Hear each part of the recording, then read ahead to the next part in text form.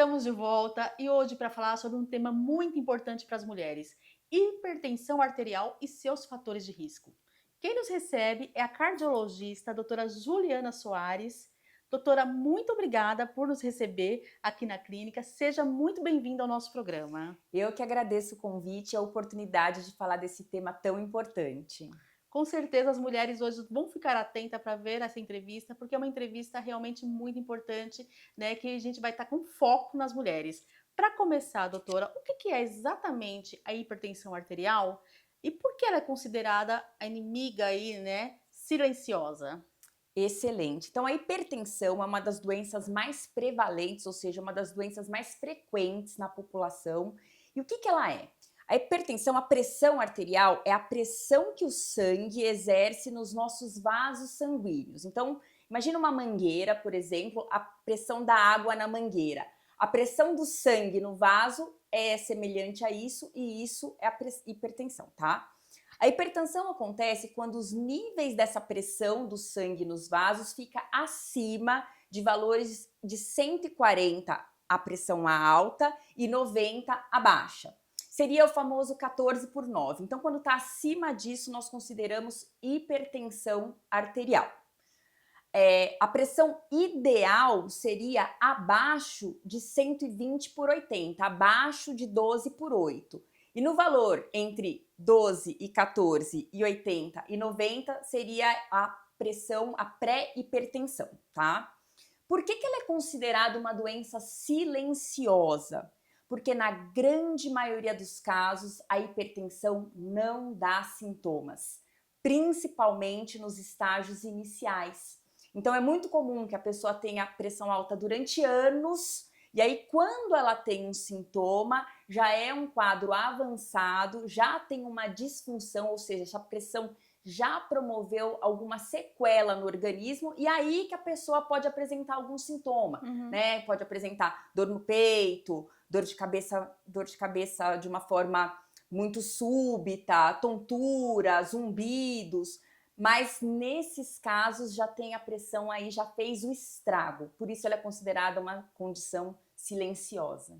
Poxa, doutora, então é muito importante, até a gente vai falar um pouquinho a respeito sobre, do check-up, né, vascular, e também cardiológico, né, eu acho que aí você consegue pegar, essa pressão descompensada. Exatamente, assim, a chave do sucesso é a prevenção, né? Então, assim, para que existe o check-up? Por que nós temos que fazer avaliações periódicas? Justamente para fazer essa detecção precoce. Então, o que é recomendado? Que a partir dos 20 anos de idade se meça a pressão pelo menos uma vez ao ano. Justamente porque ela é silenciosa, você não vai ter um sintoma e aí vou pensar que estou com hipertensão. Então, se recomenda medir uma vez por ano a pressão. Conforme o tempo vai passando, a partir dos 30, já se recomenda que você faça uma avaliação mais ampla anualmente.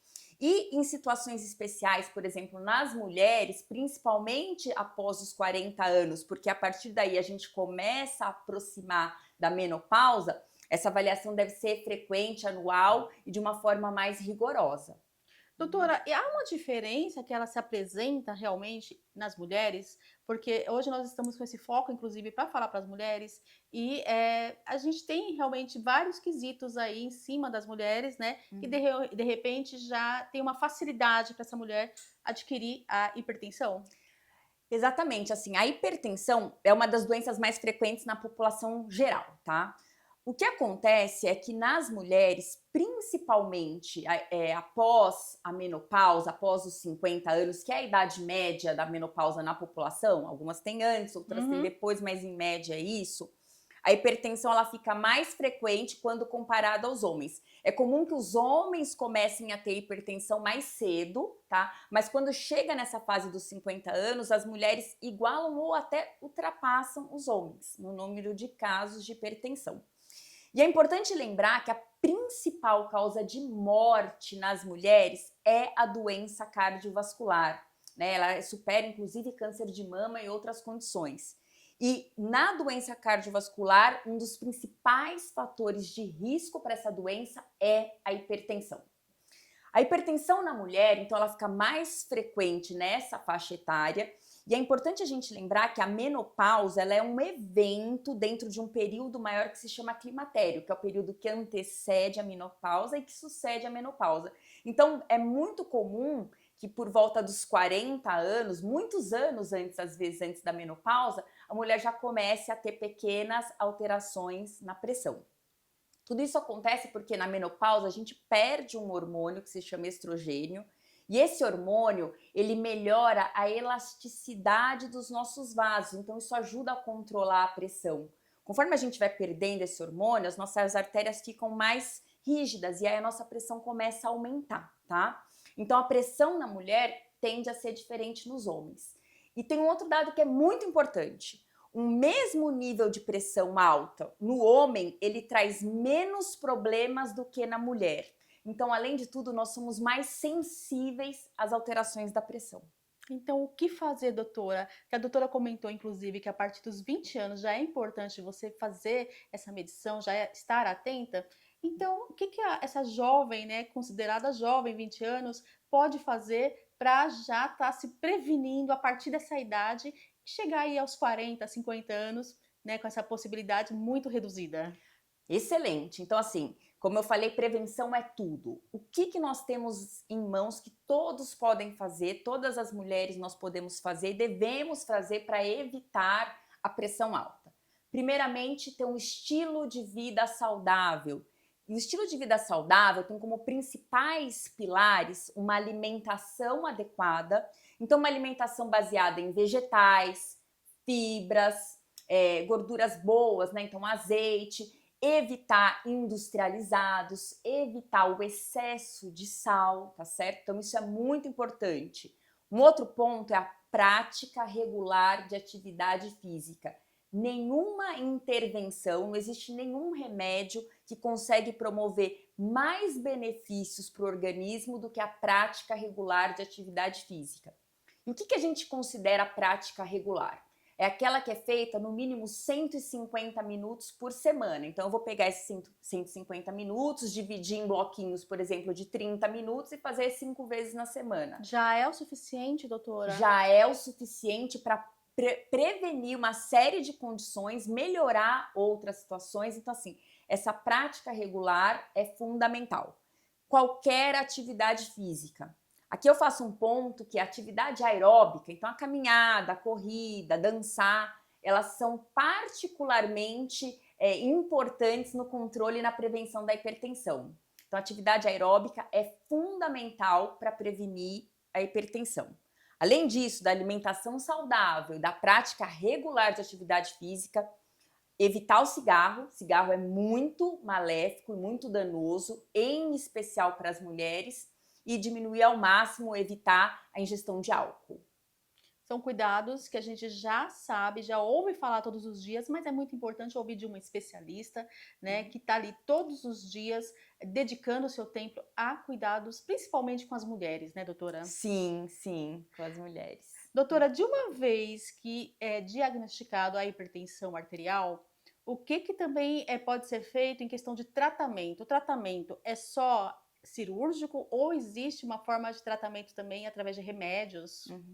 Excelente questão. Então, o tratamento da hipertensão, ele é um tratamento que a gente fala que ele é multifatorial. Ele engloba tanto medidas de estilo de vida, quanto medidas relacionadas ao uso de medicações e outros tipos de intervenção, tá?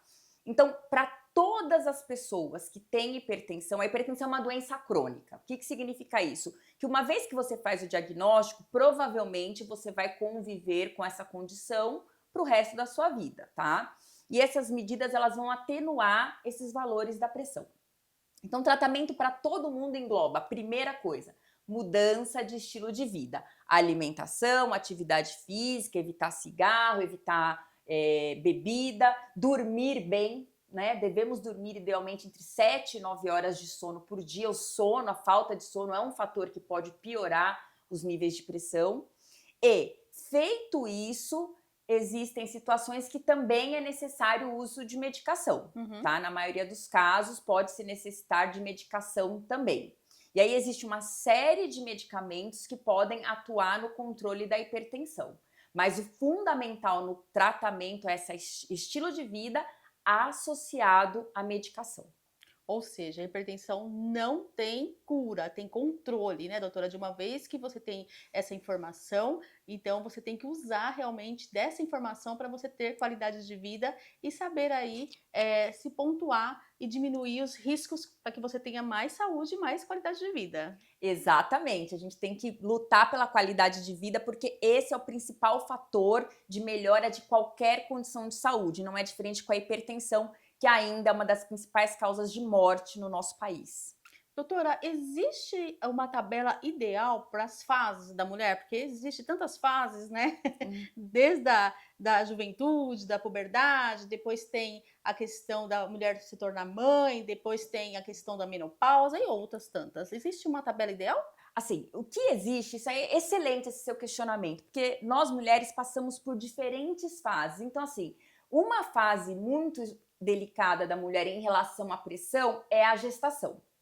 Então, na fase da gestação, quando é uma fase muito importante, quando a gente atinge uma pressão acima de 140/90, já é considerado um quadro de pré-eclâmpsia, que é uma situação de risco tanto para a mãe quanto para o bebê e necessita de intervenção e cuidado imediato.